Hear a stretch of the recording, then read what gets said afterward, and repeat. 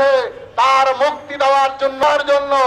আগামী যে কোনো সময় যে কোনো আন্দোলনের ডাক দিলে কোন রাষ্ট্রের কারণে তার মুক্তি হচ্ছে না এটা আমরা কিন্তু ভেবে সরকারের কাছে বিরুদ্ধ আবেদন করছে নিঃশব্দভাবে জুডিশিয়াল কিলিং এর মাধ্যমে জামাত নেতৃবৃন্দকে ফাঁসি আয়োজনে ইসলামের মুক্তি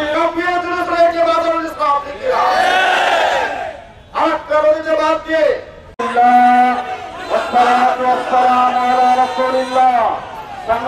দেশ ছেড়ে পালিয়েছে